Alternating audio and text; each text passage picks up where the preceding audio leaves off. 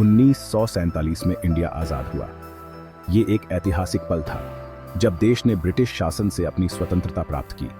ये एक नई सुबह थी, उम्मीदों भरी। हर कोई एक नए भविष्य की कल्पना कर रहा था, जहां स्वतंत्रता और विकास की नई संभावनाएं होंगी। लेकिन बहुत कुछ अनिश्चित भी था। एक नए राष्ट्र के रूप में इंडिया को कई चुनौतियों का सामना करना था, जैसे आर्थिक स्थिरता, सामाजिक एकता और राजनीतिक स्थिरता। नए देश को दोस्तों की जरूरत थी। अंतर्राष्ट्रीय मंच पर अपनी पहचान बनाने के लिए इंडिया को मजबूत सहयोगियों की आवश्यकता थी। यूएस और यूके पावरफुल तो थे, लेकिन इंडिया को पूरी तरह अपनाने से हिचकिचा रहे थे। उनके मन में संदेह था कि क्या इंडिया उनके साथ खड़ा रहेगा। उन्हें इंडिया के सोशलिस्ट लीनिंग्स और सोवियत यूनियन से नजदीकियों की चिंता थी। शीत युद्ध के समय में ये चिंताएं और भी बढ़ गई थीं। सोवियत यूनियन को एक मौका दिखा, एक नए आजाद देश का साथ देने का। उन्होंने इंडिया को समर्थन देने का निर्णय लिया। वो वेस्टर्न इन्फ्लुएंस को कम करना चाहता था। सोवियत यूनियन ने देखा कि इंडिया के साथ दोस्ती करके वे पश्चिमी शक्तियों के प्रभाव को संतुलित कर सकते हैं। इसी साझे मकसद ने इंडिया और सोवियत यूनियन के बीच एक मजबूत रिश्ते की नींव रखी। दोनों देशों ने कई ऐतिहासिक समझौतों पर हस्ताक्षर किए। ये दोस्ती दशकों तक चली। इसने दोनों देशों के बीच गहरे राजनीतिक और आर्थिक संबंधों को जन्म दिया। ये दोस्ती सिर्फ पॉलिटिक्स की नहीं थी, इसमें सांस्कृतिक आदान प्रदान और संयुक्त परियोजनाएं भी शामिल थीं, जो दोनों देशों को और करीब लाईं। ये साझा मूल्यों की दोस्ती थी। दोनों देशों ने समान राजनीतिक विश्वासों को साझा किया, जो उनकी दोस्ती को और मजबूत बनाता था। दोनों देश शांति, समानता और न्याय में विश्वास रखते थे। इन मूल्यों ने उनकी साझेदारी को और भी गहरा बना दिया। दोनों ही कॉलोनियलिज्म और इंपीरियलिज्म के खिलाफ थे। उन्होंने मिलकर इन विचारधाराओं के खिलाफ संघर्ष किया। इसी साझे आधार ने उनकी दोस्ती को और मजबूत बनाया। उन्होंने कई महत्वपूर्ण समझौतों पर हस्ताक्षर किए, जो उनके संबंधों की नींव बने। इस गठबंधन के शुरुआती साल बहुत अहम थे। इन वर्षों में दोनों देशों ने एक दूसरे के साथ घनिष्ठ संबंध बनाए। इंडिया शीत युद्ध से बंटी दुनिया में अपनी जगह बनाने की कोशिश कर रहा था। इस समय में उसकी विदेश नीति ने महत्वपूर्ण भूमिका निभाई। सोवियत यूनियन ने दोस्ती और समर्थन का हाथ बढ़ाया। उन्होंने इंडिया को आर्थिक और सैन्य सहायता प्रदान की। इससे इंडिया को अपनी आज़ादी और अपनी राह खुद तय करने में मदद मिली। इस सहयोग ने इंडिया को एक मजबूत और स्वतंत्र राष्ट्र बनने में सहायता की। आज़ादी के बाद इंडिया के सामने बहुत बड़ा काम था। उसे अपनी अर्थव्यवस्था मजबूत करनी थी और अपने लोगों का जीवन स्तर ऊंचा उठाना था। सोवियत यूनियन ने इसमें बहुत अहम भूमिका निभाई। उसने इंडिया को बहुत बड़ी आर्थिक मदद दी। ये मदद सिर्फ पैसों की नहीं थी, ये कैपेसिटी बिल्डिंग की मदद थी। सोवियत यूनियन ने इंडिया को की इंडस्ट्रीज स्थापित करने में मदद की। इनमें स्टील प्लांट, पावर स्टेशन और हैवी मशीनरी फैक्ट्रीज शामिल थे। ये इंडस्ट्रीज इंडिया की आर्थिक तरक्की की रीढ़ बन गई। भिलाई स्टील प्लांट इसका सबसे बड़ा उदाहरण है। 1950 के दशक में सोवियत मदद से बना ये प्लांट भारत सोवियत सहयोग का प्रतीक बन गया। इस प्रोजेक्ट ने न केवल इंडिया की औद्योगिक क्षमता को बढ़ाया, बल्कि हजारों नौकरियां भी पैदा की।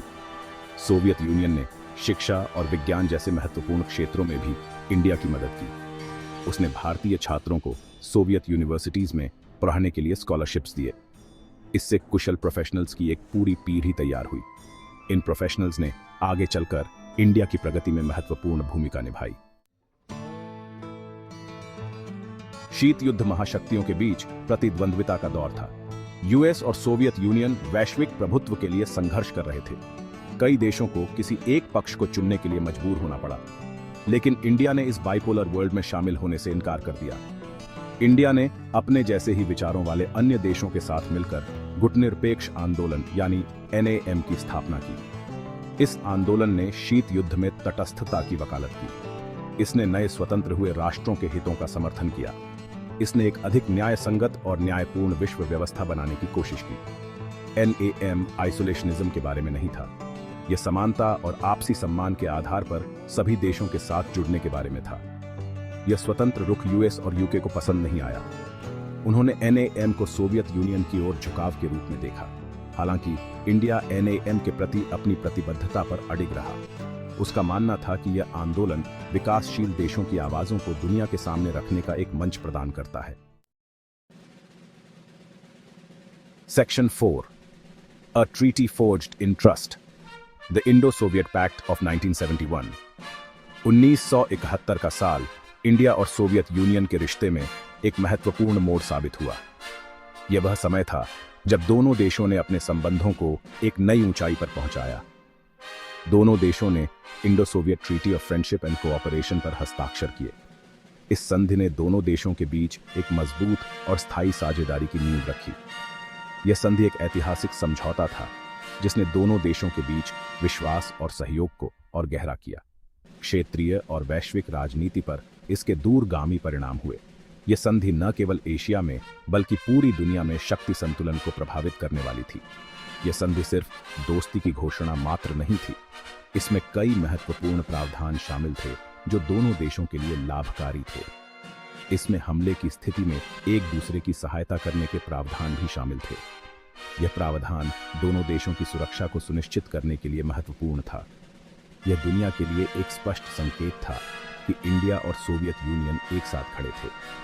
यह संधि एक मजबूत संदेश थी कि दोनों देश किसी भी बाहरी खतरे का सामना करने के लिए तैयार थे।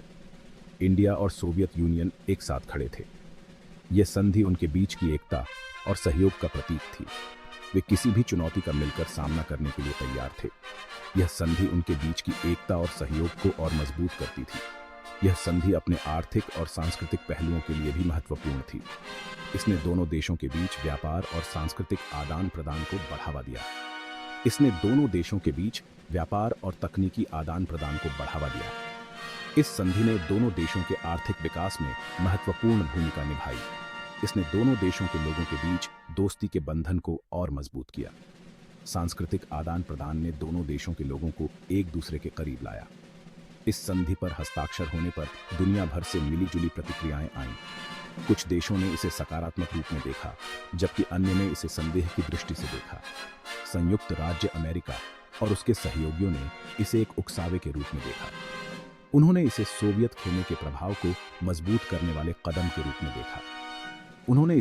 खेमे के प्रभाव को मजबूत करने वाले कदम के रूप में देखा। यह संधि शीत युद्ध के दौरान वैश्विक राजनीति में एक महत्वपूर्ण मोड़ थी।